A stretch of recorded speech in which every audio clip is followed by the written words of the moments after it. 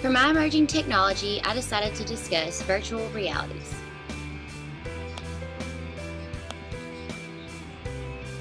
A virtual reality is a computer-generated simulation of a 3D image or environment that can be interacted in a real or physical way by the use of special electronic equipment. An example of this would be gloves with fitted sensors. In the classroom, there are two types of virtual reality. One is a traditional laptop or computer where you can explore virtual environments with a computer keyboard or mouse, or an input device such as a controller like a Wii remote, or HMD, which stands for head-mounted display and data glove.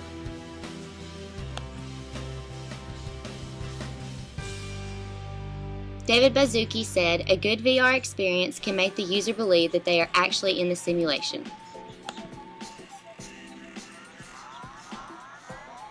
There are many benefits of adding virtual realities to the classroom.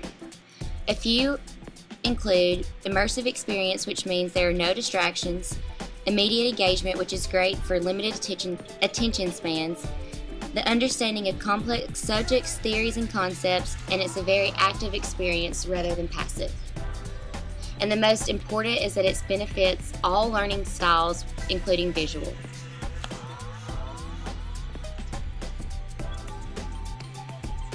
Students today are very acclimated with technology, including Facebook, Twitter, apps, computer games, iPad games, and so forth. So teachers make note of this and use in reliance upon technology.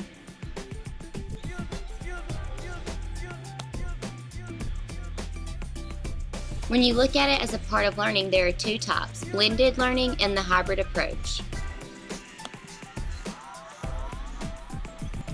This means a mix of computer-aided learning such as virtual reality systems with traditional forms of learning. And the hybrid approach typically means it's designed to meet the needs of all students, irrespective of their learning styles.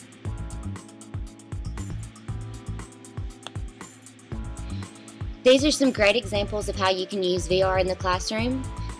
For history students, the most popular thing to use with virtual realities is to explore a place and walk around and get familiar with it.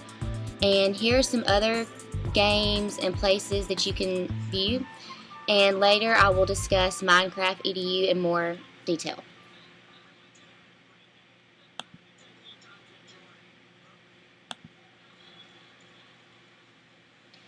This is a great video on YouTube that you can check out. Just type in virtual reality in the classroom, Foundry 10, and it should be the first video that pops up. One way I can incorporate virtual realities into my future classroom is when we're discussing a history subject, I will allow my students to explore a history landmark or era, and this will allow them to be able to actually walk around the place and explore it, and they can often use this by the data gloves and the HMDs. And this is great because it brings it to life, unlike books and other media online, because they aren't able to.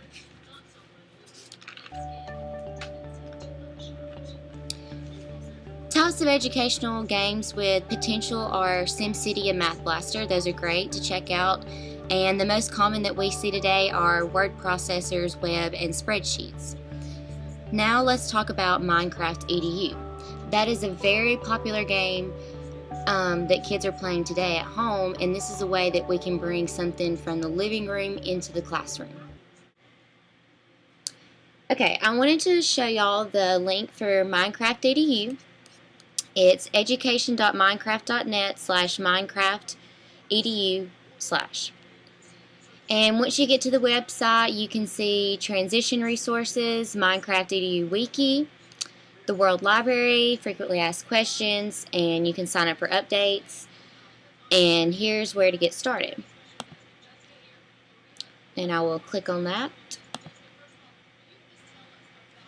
And while that's loading, I'm going to tell you a little something. It will allow students to explore the Great Pyramids and understand the basic electrical engineering principles and so much more. And it's all an imaginative 3D environment. And students absolutely love this. I encourage you all to check this out. The bird simulator allows students to build an experience that can show the students how the birds actually survive in their ecosystem.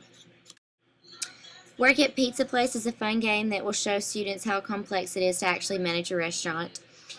And virtual realities are actually available for students now. Most schools have this advantage, but as we know, with technology, there comes disadvantages and expensive tools that are needed. And virtual realities are available now. Most schools do have this advantage, like I said, but there are some without. And we have seen it grow a lot more rapidly in the last few years, especially with mobile phones. Samsung, for example, they have released a virtual reality piece that goes with one of their phones. And I think this will be implemented into all schools pretty soon.